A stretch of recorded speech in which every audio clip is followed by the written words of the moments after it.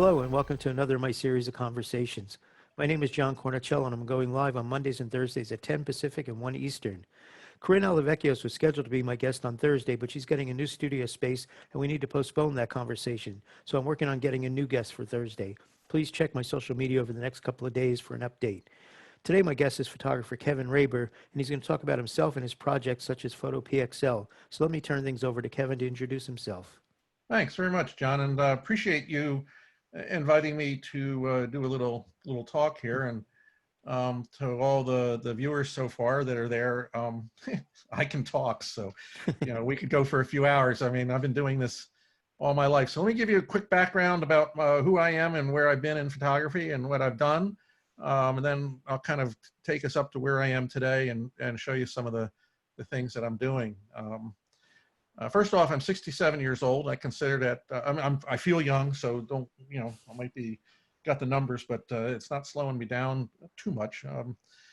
I started photography when I was about 14 years old with my friend Tom Green, and his dad was a dentist and had his own super dark room in his house, and he invited me and Tom in to see him make prints one day. And I think a lot of us back in those days found photography to be magical because, I mean, it was in the dark and it smelled, and there was a lot of things that went with it. And when I watched him make his first print, putting a piece of paper in an easel, turning a timer on for 10 seconds and putting in a developer, and the image came out, it was like, okay, that changes everything. And I have been so passionate about photography ever since that it's the only thing I've known and breathed and lived in every day.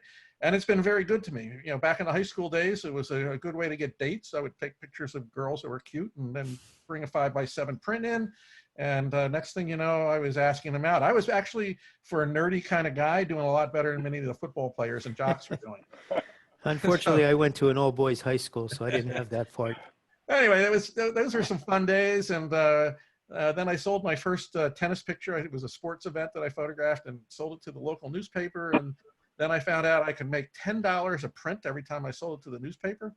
And so, I started photographing a lot of things and chasing, police accidents and fire trucks. And eventually I became also a fireman in my part-time world. But excitement was something I was all about. And anyway, as I grew up, I was very fortunate. I lived in a nice family in the suburbs of Philadelphia. And I was probably the lost child. My brother and sister went to Ivy League colleges, and I was kind of like the black sheep. I wasn't the athlete, wasn't anything. And so at Christmas one year, my parents bought me a Mamiya Secord 500 DTL, and that camera changed everything. I actually still have that camera, which is pretty cool. Mm-hmm. And it just went from there. I decided I wanted to pursue a career in photography and visited RIT and got accepted there. And also I went and visited Philadelphia College of Art and decided it was much more cooler and hippier. So I went to Philadelphia College of Art and graduated with a degree in photo and filmmaking. It was a lot more artistic. Sometimes I regret not going to RIT, but all I remember at RIT is cinder block walls and institutional, and I was kind of a hippie back then. If I was smarter, I probably would have done RIT, but I can't say that it mattered much in the end with yeah. So filmmaking. So you're ready for all the DSLRs with their video capabilities.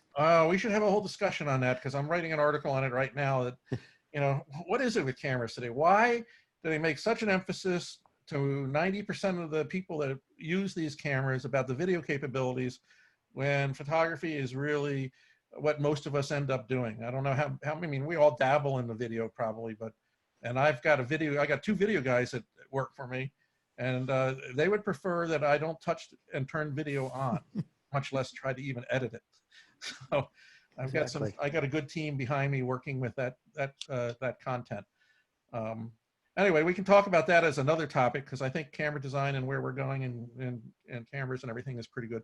So anyway, let me continue. I started my first studio in 1973, roughly the year I graduated. I graduated in 72, but that following year while I was still in school, an old photo gallery called the Photography Place up in Berwyn, Pennsylvania went out of business, and I took over their space, and I didn't know how I was going to do it, but that seems to be the way it is with everything I do. I don't know how I'm going to do it, but I do it.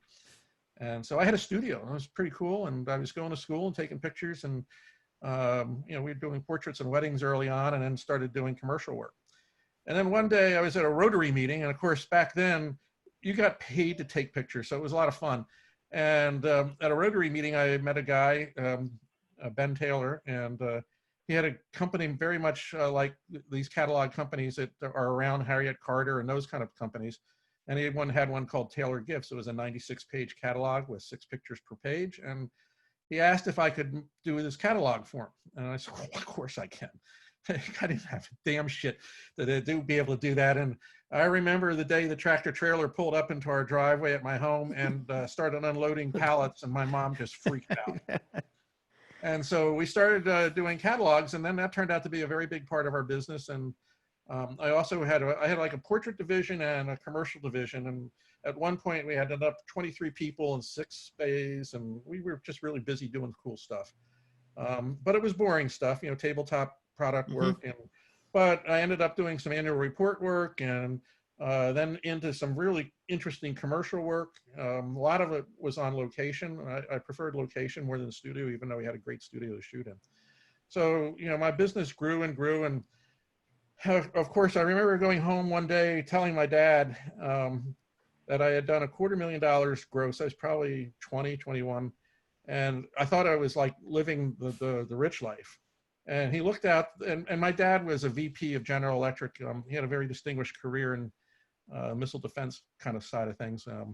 But in any case, he looked outside in the driveway and said, well, you still got the same shitty car. And I said, oh, yeah. He says, well, how much money you have in the bank? And, this is typical stuff any dad would ask his kids, I said, well, not much, Dad, because I'm investing in my company. I'm buying stuff and paying people and stuff like that. He says, oh, so how much? And I told him, and he was like, holy cow, you. So he was nice enough to hook me up, and I spent a day with Jack Welch. I don't know if any of you remember Jack Welch, yeah. GE, the CEO, but my dad was in a kind of a position where I could hang out with Jack for a day. And that one day changed my life. I learned how to say no. I learned that you could charge as much as you want. You were the only one that knew that it was probably more than you would pay. He says, but customers would pay things. And my whole business changed and became much more profitable after that. I also got rid of a number of employees, realizing it wasn't the task of finding enough work to pay employees, but finding enough work to make enough money that there was something in the bank to pay those employees. So, it was one of those life lessons. In art school, you learn a lot about photography and your capabilities, and, technical wise, creative wise, but no business wise. I was just talking to Jeff Shewy about this a few days ago, and he was smart enough when he was in RIT to take a couple of business courses. And of course, in the end, how you do in business probably determines how much you are as a success as a photographer, because you need to promote, you need to be able to manage things and know how to invest and do all the different things that came along with it.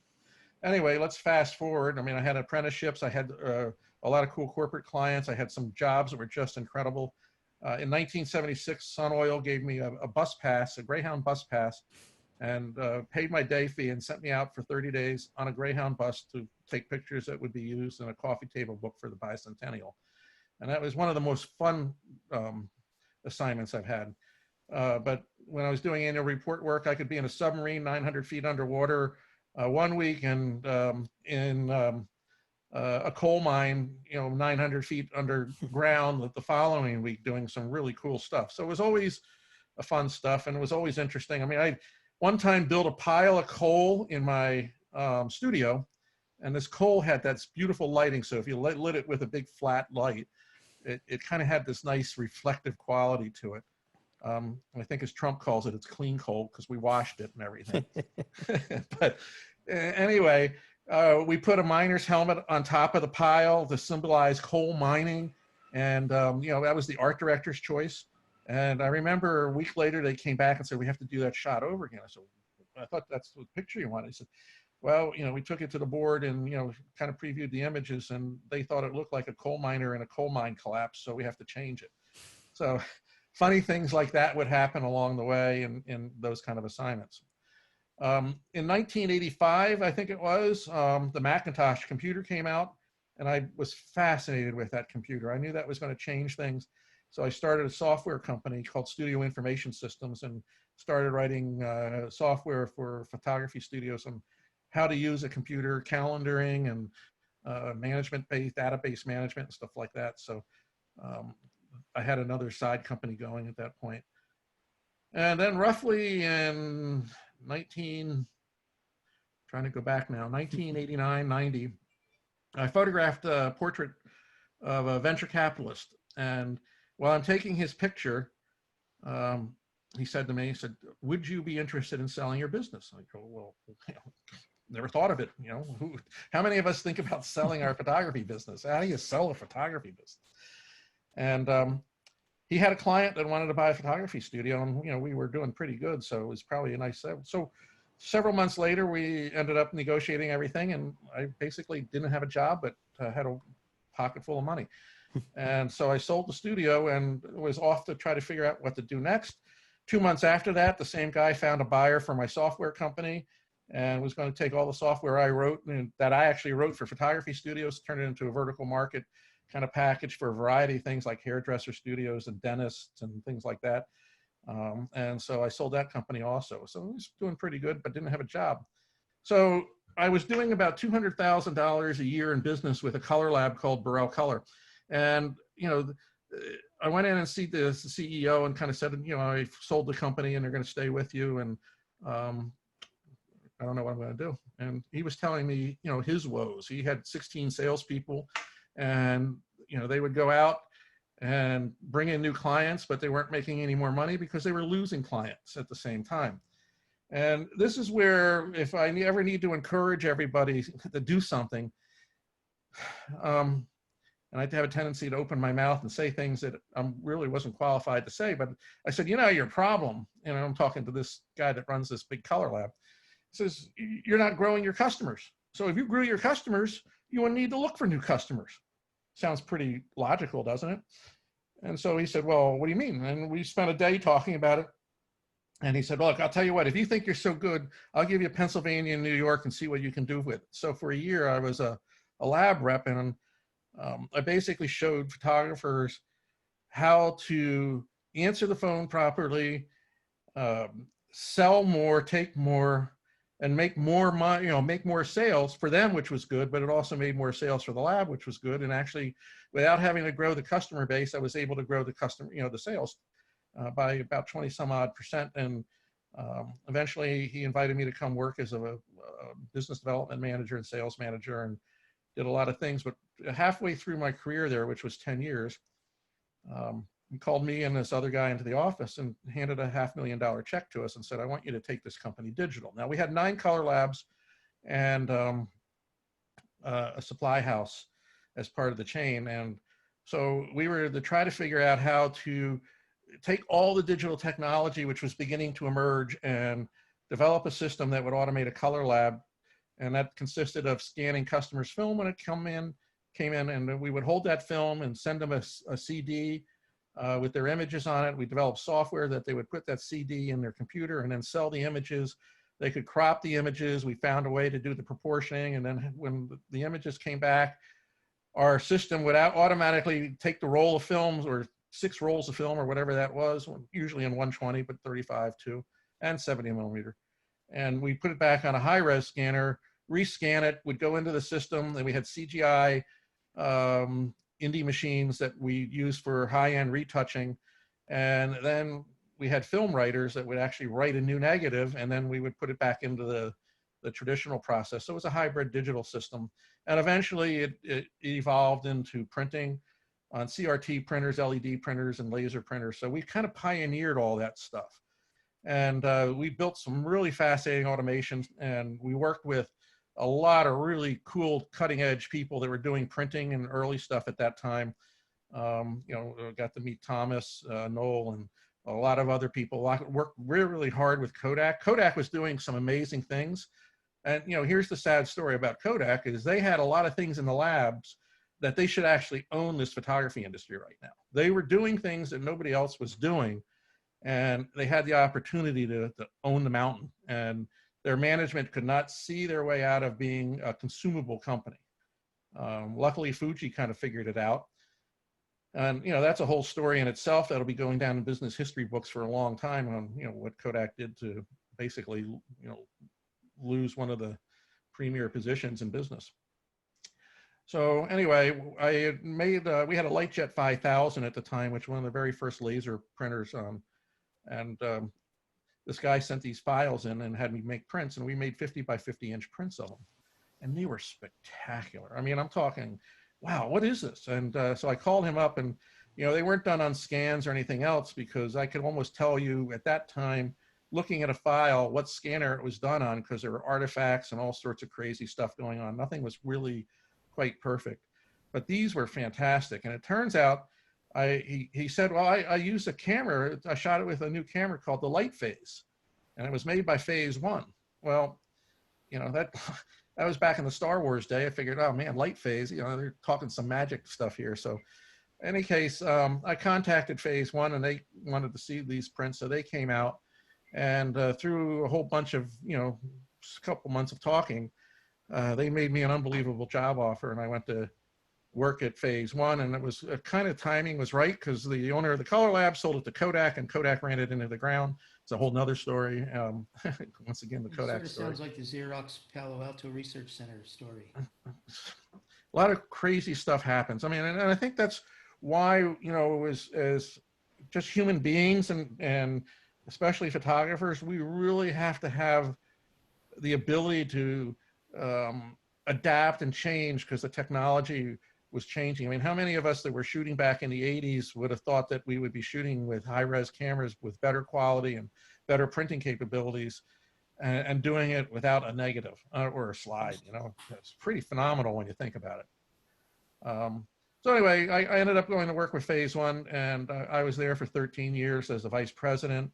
And eventually we bought out the investors. So there was a handful of us that were owners, and then we sold that company. And at that point, I took over Luminous Landscape, because my friend Michael Reichman was terminal cancer, and luckily he outlasted a lot of the naysayers and had a few extra years, and it was a privilege to work with him. And then, due to some family issues, and won't go into the details, but Luminous Landscape got rid of all of us that were working on it. That was very expensive and very traumatic.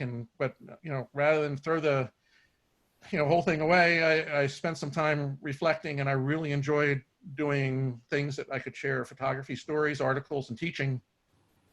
And so I started my own company, PhotoPXL, and within 7 months, I had a brand new website up, and we're doing super fantastic. And what I'm going to do is now, if there aren't any quick questions, I'll share some of that stuff with you. So anybody have any questions at this point after I rambled on so long? Yeah, feel free to unmute and join in. Yeah. My day job for years has been building websites for small and medium-sized companies. And the number of people who are good at that thing but bad at business is huge. I never took business classes, but I'm thinking we should just put business classes into high school. Give kids a basic understanding of how a business works, because the number of people who have gone into business to do this thing and failed because of business is huge. And I'm really impressed by your business acumen, because you succeeded at business, which is really hard. I mean, I work with techies who are like, oh, I'm very smart, I'll be a success. And then they fail after spending millions of dollars. Thanks for the compliment, but I can't say that I'm the best businessman, because I'm very impulsive. And any of you guys that know impulsiveness, especially being a photographer, means you suffer from a lot of gear acquisition syndrome. And I'm basically a recovering gasaholic. But like I said, business, I think, is one of the most important aspects of things. And, if it wasn't for COVID, I'd probably be a lot further ahead in the business side of things with the new website. We're doing extremely well. So let me kind of tell you a little bit about this, and then I'll switch over and share my screen of what the site looks like. How many of you, well, you can't take hands because then we'd all mute each other out. But if you haven't visited us, we're at photopxl.com, and I have several websites I'm going to share with you today. But I decided what I wanted to do was finish paying off the Luminous Landscape thing, and then kind of change it to what I really envisioned. But didn't want to do that while it wasn't necessarily mine, even though I was getting paid to run it. I was also attempting to make a purchase on it. It's a long story. So we met around a dinner table for a couple nights. I had a lot of my friends sitting around, and we invented the name and bought the URL. And I shopped around to a number of different website companies. Some of them made great websites, but they kind of very static websites, like, you know, a doctor's office website or a dentist office website. You put it up once and make it a good website, and people are looking for you. That's where they land. Ours was a dynamic website. Everything in this site is about community, new articles, you know, new pictures that you can upload, the forum. I mean, everything had to be interconnected, and we had to be able to keep a database of memberships and so forth. So I had it all mapped out. I've done a number of different website companies in my day. And luckily, after finding a number of companies that wanted to charge outrageous amounts and tell us how to do things, I found this one company, small little 3 or 4 person operation with some freelancers, and he got it and he listened. And I think a secret to everything in successful business is seek first to understand before trying to be understood. And, you know, he took my maps and everything like that, and he got what I wanted to do. And, you know, he gave us a decent price and actually delivered a major website in about 120 days.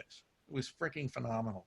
And he's handled a few of my other websites. So let me try to share a screen here, if you don't mind, and we'll go to PhotoPXL. Share, past that, and we'll go over here. So if you haven't visited PhotoPXL, this is what the site looks like.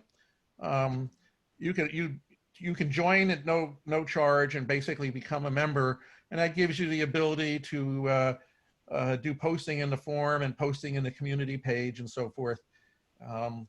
And at the top are 2 pages of images from the latest articles that we have up posted.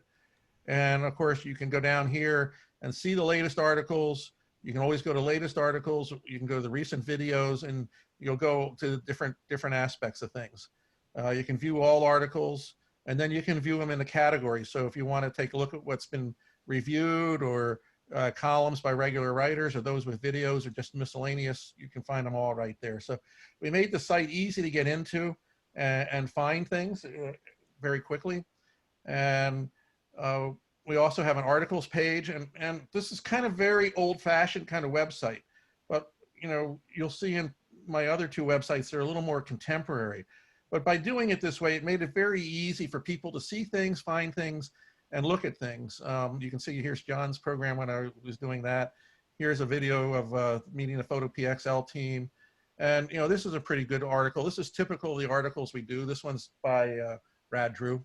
And we like to put articles about different things. And this talks about Topaz and Luminar and how Rad uses it with his photography. So it's kind of a nice how-to kind of article that you can read and work with and see. I also do a lot of workshops, very high-end workshops. And I've been doing these for quite a while, and I kind of did them with Phase 1. As what was called the POTUS brand name, the Phase 1 Digital Artist Series. And we did workshops all over the world. And I kind of carried that kind of tradition back over to where I am today. And so I'm taking a gamble that the vaccine and the world will be back to normal, and we're doing a number of different workshops next year. Some are already sold out. You know, some, like the Faroe Islands, only have a couple spots left. But I try to go to a lot of different places. Normally, I would do a lot more than's even listed here, but I'm just taking my chances as it is. These are pretty much ship-based workshops where I'll take anywhere from 30 to 60 people. Greenland next year is kind of a cool workshop. It's only got, I'm doing 2 back-to-back trips on a 12-passenger ship, and we're going to be real intimate with the ice and so forth. So that's kind of where it's at. And so we have that. Then we have a community page. This is where you as a photographer can upload your own images and basically get your own page. Let's see if I can go just to one of these here so you can see how this works.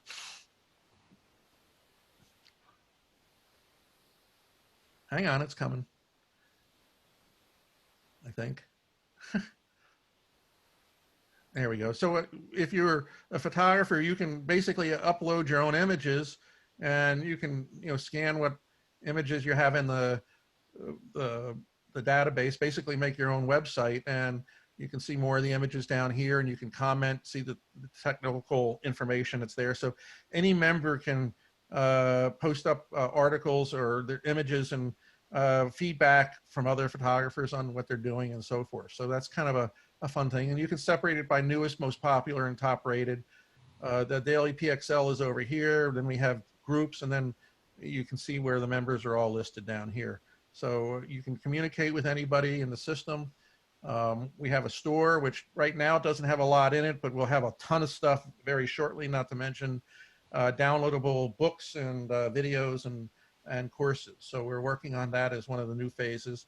And then we have the forum, and we're pretty proud of this forum. It's kind of nice. It's easy. You can come in here and just hit topic freshness, and you can see what articles are new. Right now, there's not anything since I checked on this before I left, but there's a lot of different categories and things you can view in, and it's pretty fun that way. Then if you wanted to log in, you can log in by just putting your information in, and there's a message system built in that you can work with also, meaning you can message other people.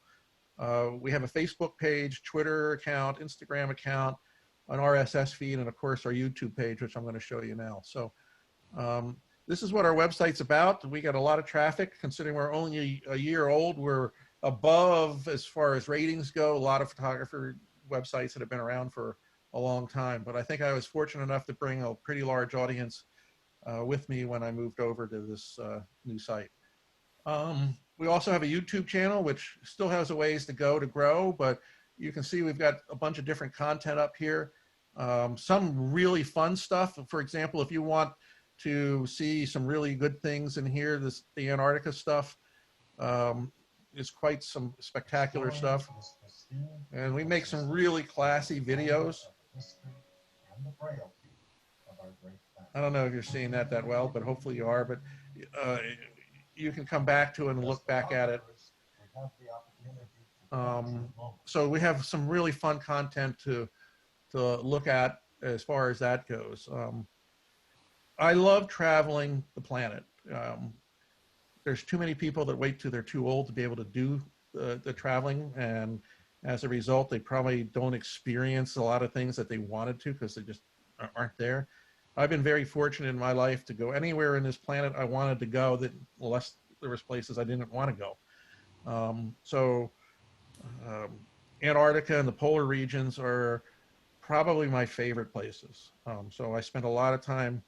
Every year I do an Antarctica trip, 1 or 2 a year, and also mess around in the northern polar regions between Iceland, Greenland, and Svalbard, which I think are some of the very cool spots on the planet. Very personal to me. And actually, I got married in Antarctica, which was kind of fun.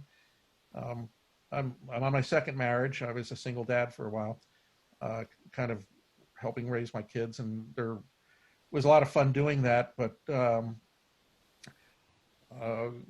I've now been married for 5 years, and for 5 years I was dating Deborah, and she's my best friend, and she was good enough to go down to Antarctica and get married on a beach by the captain of a ship with 60 fellow photographers, and it was quite a trip. Lucky me. It was one of those moments in life you never forget. Also, I have a site to sell my photography, and I highly recommend, that you only make money if you sell your pictures, and then even that's not that easy these days. So I have a site called Raber Eyes. That's me, my last name with my eyes. Kind of sounded pretty cool.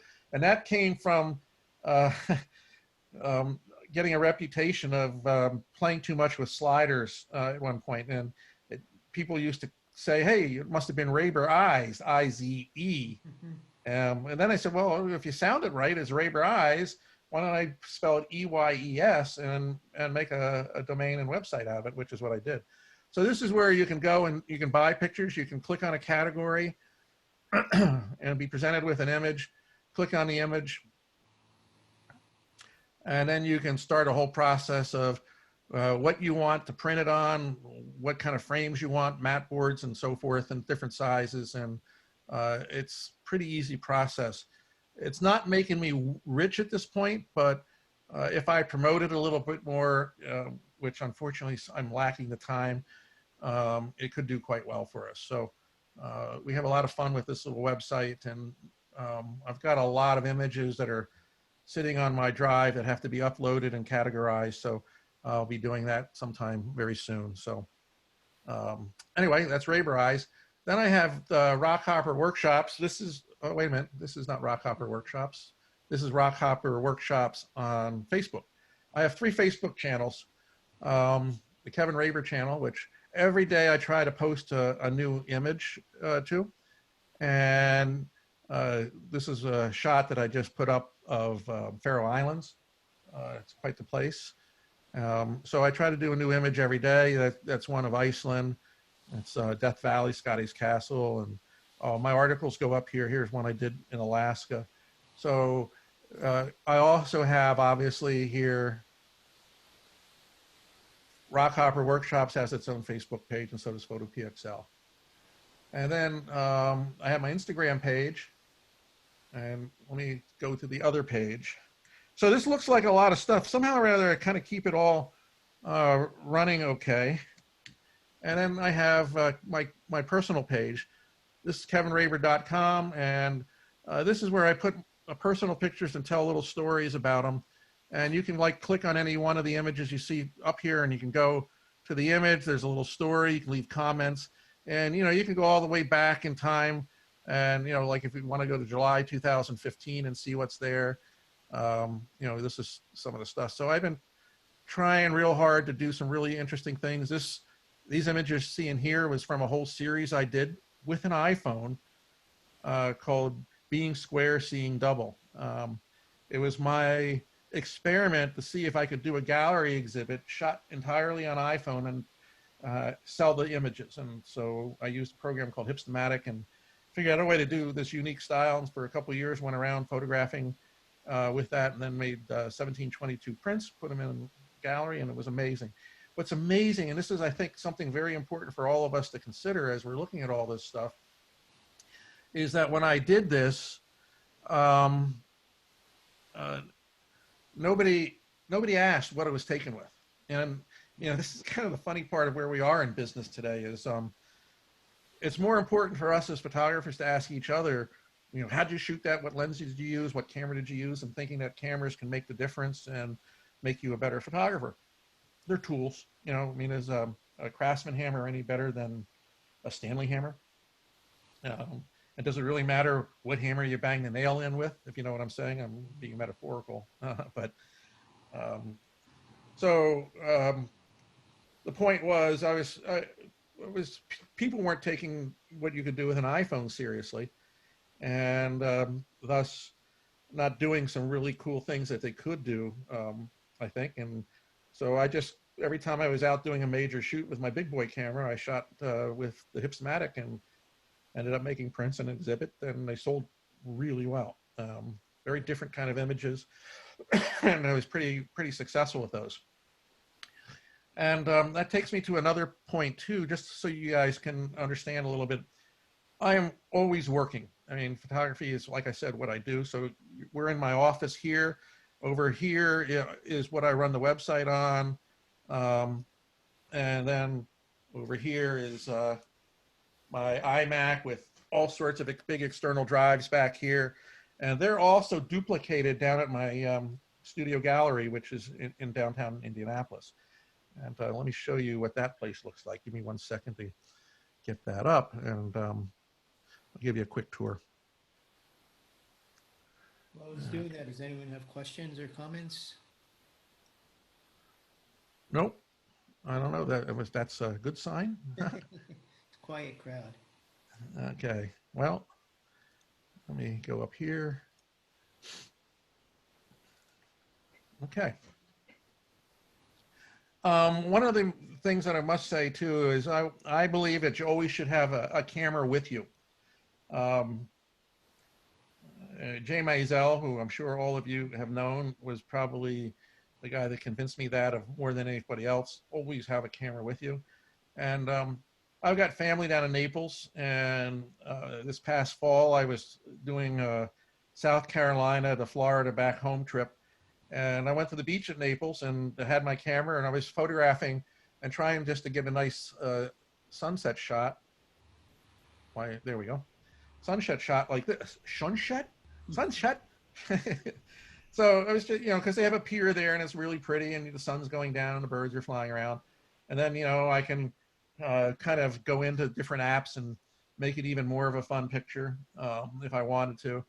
And so while I was there, these kids were wakeboarding, I guess they call it, or, skimboarding or something.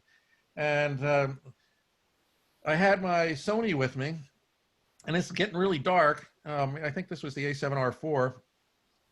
And so I just boosted up the ISO and started shooting these guys really high speed because they were really doing some pretty interesting stuff. And, I ended up working and making some prints and using these on the site and doing a bunch of different things along the way. But that was pretty cool. And this was shot at like, 25,000 ISO at 1,000th or 500th of a second.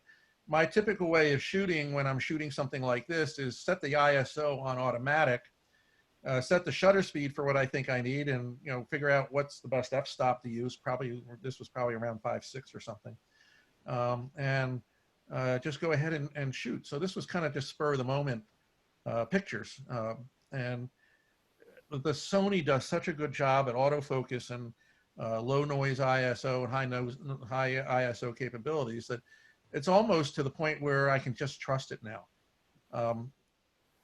Before I get back to the studio, I got sidetracked, sorry. I love shooting wildlife, and on all my trips to these amazing places, there's always a lot of birds to photograph. And one of the problems is I used to shoot a lot of what I would call bird ass, because by the time I would focus and follow the bird and get the camera all set up, the bird was already flying away. And I bought an A9 with a 100 to 400 millimeter lens, and my whole birding experience changed. It was really very, very cool. So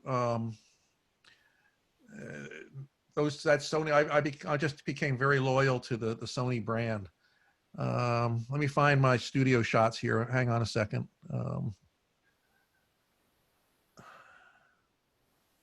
That's weird. I thought I had them. Oh, they're up here. Flag Studio, best. So I have a studio in a building called the Stutz Building in downtown Indianapolis. And it's a great workspace. I've got 4 printers in there. I'm very big on printing. Obviously, having spent so much time in the lab business, I'm very big on making prints. And I have 2 Epson printers, a P900 and 9900. And then a Pro 1000 Canon and then Canon 4000. You'll see them in a second.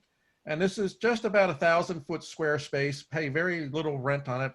It's in a building where there are a lot of other artists and startup companies and things. It's an old Stutz car factory building, and it's been retrofitted for studios. And it's great, great spot, great vibe, and a lot of fun place to work. You can see that I've kind of customized the place. I can hold classes in there. This big TV monitor here, and I have tables here you'll see in a minute, can be moved around so that I can do classes on printing or whatever back in the day before COVID, and hopefully when COVID's done. So that's looking from a different direction. You can see these big tables here are for where I can put my prints and evaluate them. You can see some big prints under the table. Those were part of an experiment shooting the A7R4 against the Fuji GFX 100, which was kind of interesting. That's another story, I suppose. There's my Canon printer. This is a digital frame. I should have turned it on for the picture. This is a frame system I've invented so I can make raw prints and just clip these images up on the wall like this using this frame system. And one of these days I'll probably try to sell those frames. There's my workstation there. There's what the outside of the door looks like. And these are 44 by 70 inch some odd prints. Those are 2 Arctic fox taken up in Svalbard. And of course, if anybody's been to Zion National Park, that's from the bridge, where I hate to shoot, but that day was worth the shot. This sign above here, Kevin Raber Photography, was made by my son, who's a kind of a blacksmith and welder, really cool guy. I have like a little place that you can find my business cards and different things here. This is another shot of the printing area. Each one of the 2 printers has a a Mac that drives it. We use image print to drive our images into the printers. I don't have to worry about making color profiles or anything along those lines, which is kind of nice. This is a series up here I did with water. It's kind of fun. There's the 9900. There's the 900. There's the image. Are they just the top and bottom rail? They're two pieces with very super magnets that basically they're rare earth magnets that clip together. I mean, they're so tight on there that it's very hard to pry them apart. Yeah. And I have a fellow in the building who was a carpenter kind of craftsman guy that I showed him the design and he made them. And it's a great way because I don't have to buy frames, which you all know is the most expensive thing. This is just a great way to display them. You can see that they have hangers on them. Let's see if there's another picture along the way. See, I have a rail that runs along the top, and then they all hang with wires and hooks. I have an article about that company on my website. You can see the screen. So this is image print interface, and that will drive out to either one of these two printers. This printer is on a wheelie based thing, so I can actually turn it so that it's on my left-hand side, and I can feed paper in it, sit here and work on images. And there's also a big Cintiq sitting right here, so if I wanted to, retouch the images and so forth, I could do that. So you can see there's paintings up here. My wife's not only a great photographer, but she's a good painter, so her work is in here too. So I have also, I'm constantly working on images while we're in here. This is stuff coming up from an article I'm about to do on how you can put your images on things that aren't photographic prints. For example, this is my wife. You can take a look at that. She's wearing a t-shirt with a shot I did in Zion National Park against the shower curtain that was made from that same image. Kind of fun. Then we actually took that same image and made a bedspread out of it. So now I have my mom's painting hanging over my bed, and I've got my photograph on my bed. Kind of fun, isn't it? So we do a lot with that. You can put them on coffee cups if you'd like, and do some pretty neat stuff there. This is part of my Seeing Double, which is a Grand Central Station. Sell mugs, put it on bags.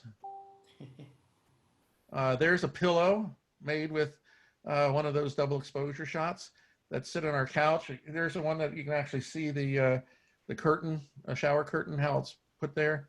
And then we make leggings. So this leggings are also part of what we've made with these.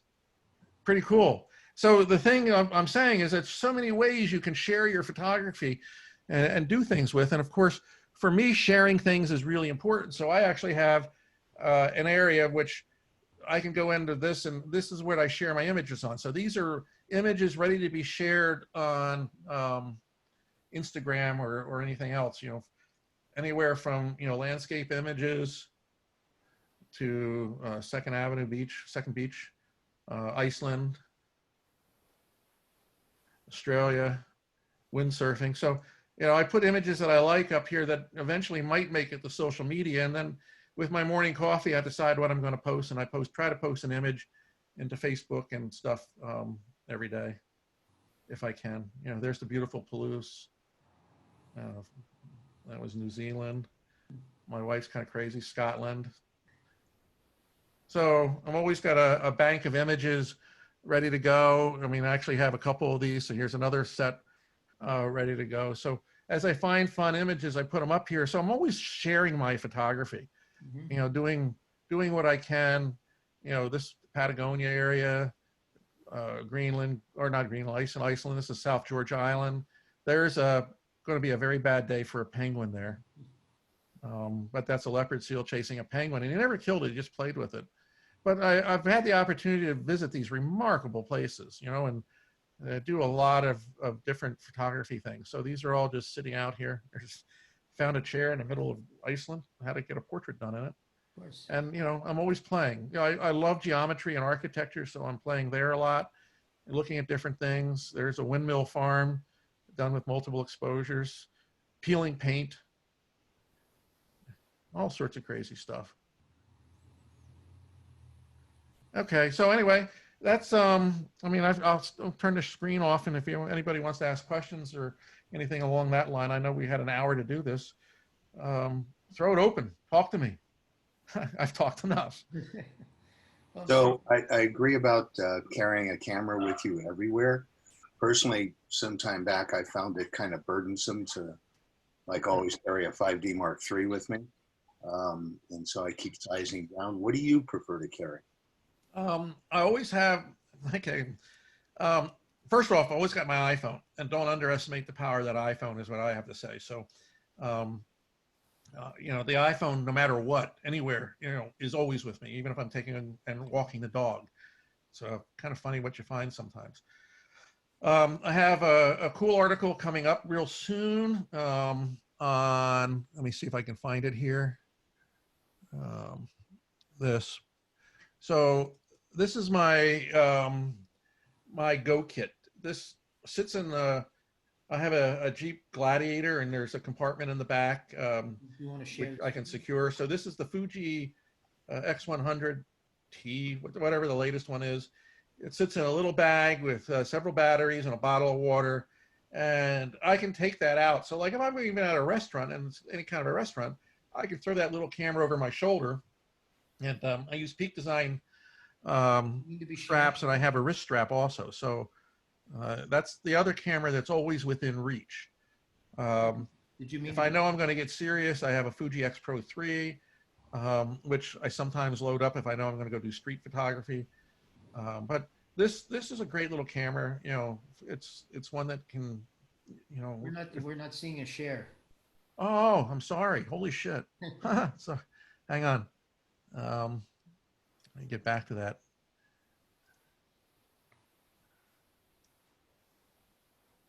There you go. Got it now? Yeah. So that's my my Go kit that sits in my car. And you know, I have a lot of cameras still. I mean, I just sold my Nikon Z7 to my son. And that was a great camera, but I really didn't need it. I have APS-C now, which is the Sony or the Fuji system, XT4, the XT3, the XH1, which my wife loves to shoot with. Probably have a dozen lenses. The X Pro 3, which we're about to release a review on probably next week or week after, and this little X100. And this little thing just sits in this little thing, and it's a fantastic camera. So to answer your question, that camera is always within reach if I'm out of the house. Of course, in the house, I have anything I want. And if I know I'm going someplace in particular that, you know, might need long lenses or anything, I also have my complete Sony system, which is the 900, or the A9 rather, and the A7R4 with a full complement of almost all their lenses. I don't have the 200 to 600 yet, but that'll come sometime soon. So that's what I work with there. Hope that answered that question. Yeah, sure. I've shot the X100V, and it's a great camera. Oh, well, just, you know, the film simulations are really incredible inside it. I'm doing an experiment now, which I may write an article about, depending on how it turns out. Is Capture One has those same simulations in their software. So my question now is, do I just shoot raw and let Capture One do it? Will there be a difference? Because by shooting and adjusting the raw and then applying the film simulation, will I get a different look and a better image? So I'm trying to mess around with that. But Acros is one of my favorite film simulations on the Fuji. So I typically shoot raw and JPEG with the Acros film simulation. So yeah, I do raw and Velvia. Velvia is a favorite of mine. yeah, yeah, it's very nice. Super nice color one, but it's all good as long as you can have a camera to take pictures with when you see it, you know. Oh, there you go. First, I use this. Wow, you still got film, or is that a souvenir pack? A recent acquisition. I got a Leica 3F that I just decided to go shoot some film again. I'm a big Leica fan. I don't know if any of you saw. I did a very large behind the scenes story of Leica when I was at the other website. which was Luminous Landscape. You can always go over there and see a number of the large productions that I did. But that we did the whole behind the scenes of everything, like a history and everything. It was quite a production. And frankly, we were hoping to get a few of those under our belt this year, except, come January or February, we were basically all shut down. And so all those projects are on hold, and we're talking now using Zoom and stuff. So where we are. Hi, Kevin. I'm interested in e-commerce. I'm doing research right now, and I wanted to sell my prints, high-end prints, but also do some merchandising like you're talking about with mugs and different products. And I was wondering who you're using for selling your prints, and also what vendors you and process you're using or going to use for selling your products. Good question. So first off, the photos I shared, which were the photos that were on odds and end products, pillows and those kind of things. There's a number of resources out there. We ended up picking a company called Society 6. So you can just Google those guys, and they're kind of like a number of those other companies out there. I forget what they're called exactly, but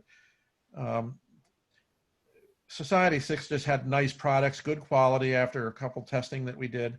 And we end up having them make the products, and then we can sell them if we'd like. We do have a page there, but we never found a lot of people going to that page and buying the products there. So in the studio, we'll show the products, and if somebody likes that and likes a picture, then we'll just use that account to end up putting the picture on those products. I guess one of the questions is how to drive people to your sites for these things. Yeah, I'll try to talk a little bit about that in a second then. The other one we use is called Art Storefronts. And we looked at a way of what I would call, selling when I didn't have to sell.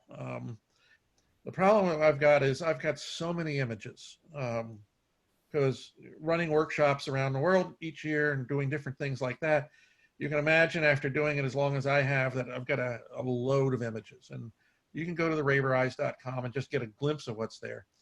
And we were trying to find a site that would actually fulfill the print orders and do everything right. And we found that Art Storefronts, well, it cost us about $3,000 some odd to, get into it and get it set up, and a lot of hours. Don't think it wasn't something that you just kind of drop your pictures in. They have to be sized properly, and you got to follow the regulations. But they work with a number of different color labs around the country for fulfillment. Bay Color being one of them. Bay Color, Bay Labs, I think they are. And then there's another one on the East Coast. And so, you hook everything up and it gets all connected, and you can decide, what and how much you want to sell. So, if you only want to sell canvas prints, you can just make it canvas. If you want to sell loose prints or prints that are mounted and framed, you can select those too. So the only drawback with that is I can't sign them, which is kind of weird because I'm a firm believer in your photography isn't worth anything unless you sign it. And so it's something that I've had a hard time dealing with. I didn't want to just put a logo on the image. So for the time being, I'm just not signing these images. I've had discussions with the lab on whether they should send them to me first and let me sign the print, and then I'll forward them on for an extra fee. So that's one drawback. But Art Storefronts is the company we selected. I think there's one that's I've seen on social media these days called Pickfair, and there's one or two others. Or, there's a number of different built-in storefronts that you can have on and build into your website. On the PhotoPXL site, we have a store, and it's just basically a customized version of a WordPress store. I don't know which one we actually use without getting back in there and looking at it. But you have a back end which you can put your product in, the description, pricing, tax, shipping rates, and all that stuff. And I could sell prints using that same technique, and I may try to sell prints that I would custom make, meaning you could go to that one site, find a picture you want, and you could come back to me, and if you wanted it made custom, we would make them custom and sign them, and you could purchase them through the store part of PhotoPXL. If I can divest for a second, one of the things that I've been doing a lot lately, at least for the local sales, is that if somebody buys a print, and what we have at the studio every year, we have 2 big open houses, and one is normally on the last weekend in April, which kicks off the Indy 500 race month, and it's a big, huge affair. Thousands and thousands of people come in, and basically that studio you saw is packed with people. And we make enough sales in that one night to pretty much pay the rent for the studio for the year, which unfortunately we didn't have this year. And through that, I sell a lot of loose prints. I have a ton of loose prints that are all packaged up, backing board and archival acetate that are all displayed, and people walk out with that. And that's what I call my make art affordable night, where I make the work. I mean, I make money on it, but it's not hundreds of dollars. It's cheap enough you could buy a couple prints, and we found that we did much better selling prints that way. And because what we would do is we'd find people that would come in and find a half dozen people that wanted to commission a room in their house that would have a particular look. Do you have any pictures that are got like sunsets in them, or with a lot of green or something like that? And then we would go into the consultation side of things and maybe visit their house or have them take pictures with their iPhone and send them to us, and we'd make some recommendations. And if they got to the point where they printed pictures, we would actually invite them to come in for an evening or whenever they'd like in the day, and we make the prints while they're there.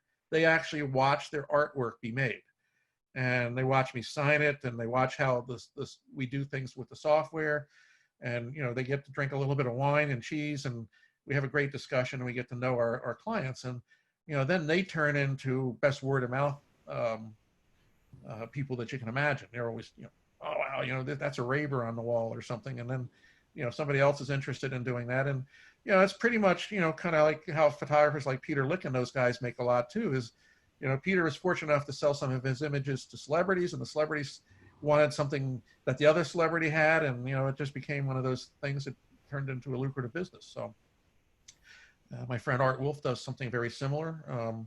So you can also move that direction. Promoting these is a lot of social media, through Facebook and Instagram and things, where you put your images up and kind of promote them and try to drive them to the store. I have to say that I haven't been that good at it, but it's on our to-do list, getting a little bit better all the time, where if you want on the Instagram or Facebook, we might drive that you like this image, you can have this image with a link to the storefront at Raber Eyes.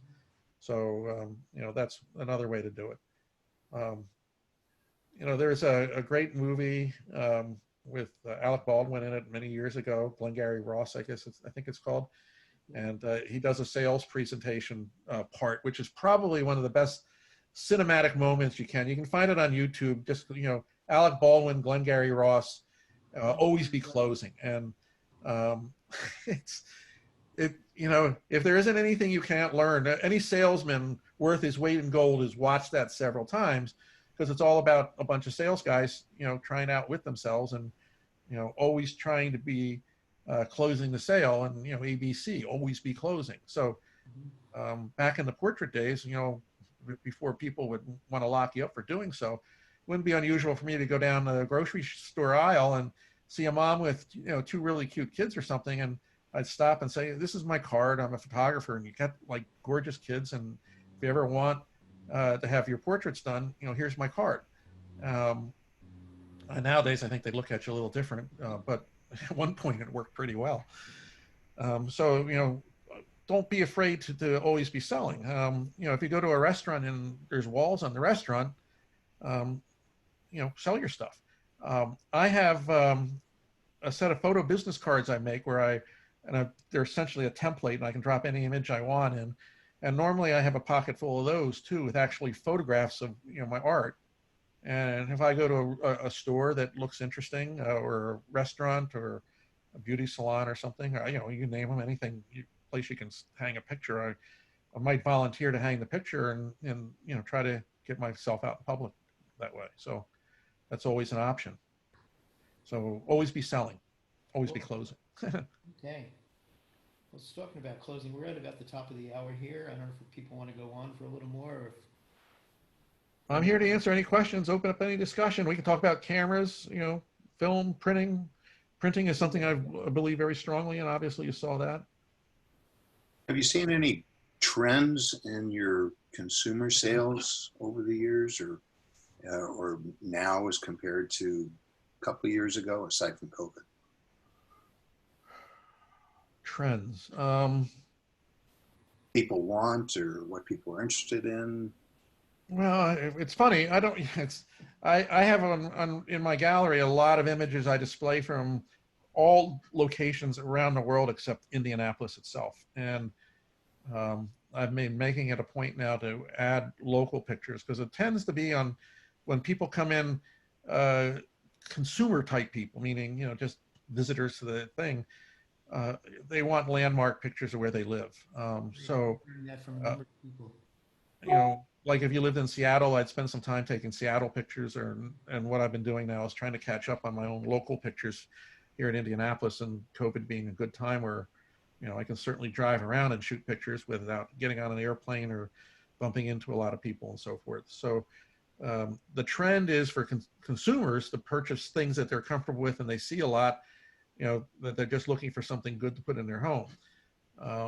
Wall art's a whole nother ball game. So it all depends on what you're looking for. I've got a lot of great pictures, and then I went to see a client at beautiful home in Naples, Florida, and she wanted pictures of doorways with blue water behind it. Very specific.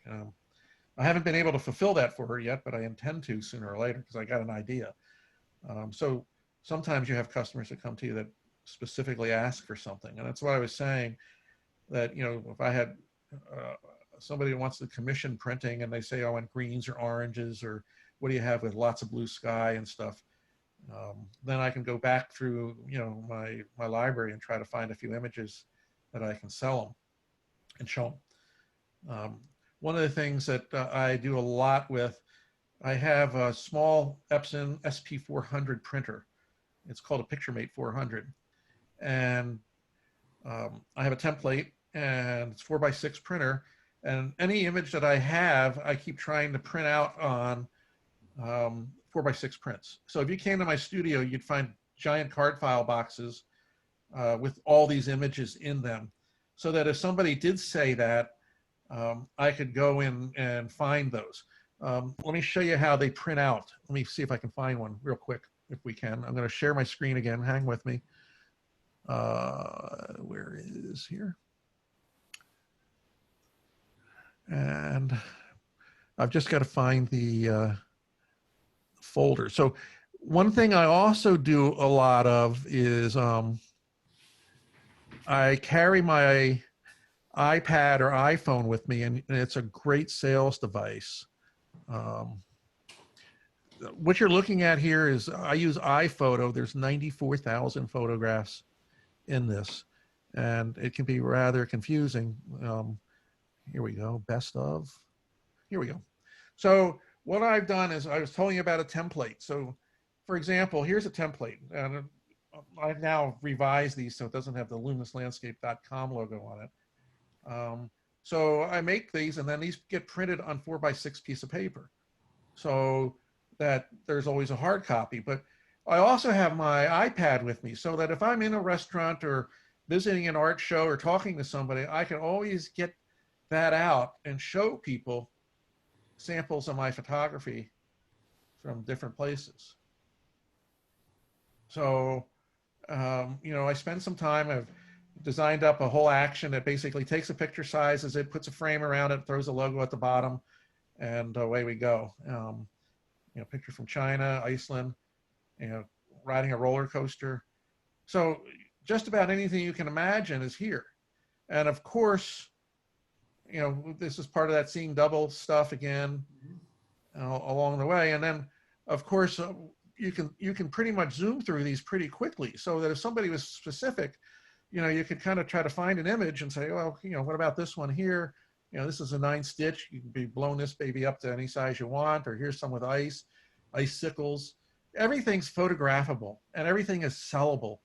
it's amazing what people like and end up, seeing as nice photographs. So, my iPad is my best sales tool, and it's constantly with me so that I can show. Here's a big panorama of Chicago. So that's available if you'd like. Something simple like this, which is just the landscape, and sometimes simple is what makes a big difference. So that's kind of how I always have images. Sometimes I have postcards and mailers that look like this. This was from the Being Square, Seeing Double promotional card, and make prints and then distribute those prints, hang them on bulletin boards in any place you want. So, and this is abstract architectural. So anyway, that's down in Atacama, Iceland. So you can see stuff from all over. This is an interesting shot. This was rusty drip paint. That picture is upside down, but I saw it and actually saw that if I shot the picture and turned the image upside down, it would almost look like kind of I call it a Japanese painting look, like of mountains and stuff. And all that is like running paint on the hood of a car. But isn't it fun if you can put a frame around it and see these things, what you can do? Yeah. So you can see this just goes on and on and on, and all templates build up, and even have a picture of me sitting here messing around with penguins and stuff and all sorts of things. So there you go. So just out of curiosity, are you using the very latest iPad, and or what size iPad are you using? I have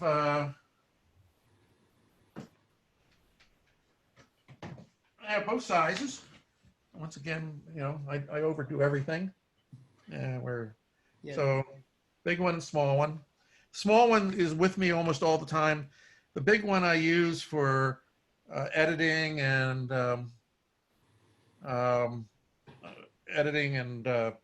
video editing and still work. So I have both. The smaller one pretty much comes with me everywhere. This one I just find a lot easier if I want to, edit on this or write on it. I have notebooks, calendars. Actually, one of the most amazing things is, and I will do an article about this sometime soon, is my whole library of photography magazines is in here. So for example, all my magazines are downloaded into here. This is Fuji Love. I've got dozens of different magazines in here. And if I want to watch them or read them, I just click on them. And then I've got the full frame size magazine, and I can zoom through here and basically read my magazine. So my books, everything is on here. So like I said, they're a great tool, and especially if you end up using those. I wouldn't be able to do what I do if I didn't have good tools, good computers, good cameras, and be playing and pushing my images to all different directions at all times. And I've always got a very large to-do list. I use a program called Trello, for example, and I know I might be getting off track here, so if John wants to push me back into track, he certainly can. It's always interesting to see how people's minds work and where they go with these things. Well, I've got to stay organized, or I can't share it on this computer. Okay. Anyway, I use a program called Trello, which I have all my articles and different things inside it. Let me see if I can just put it up here on the iPad for a quick example.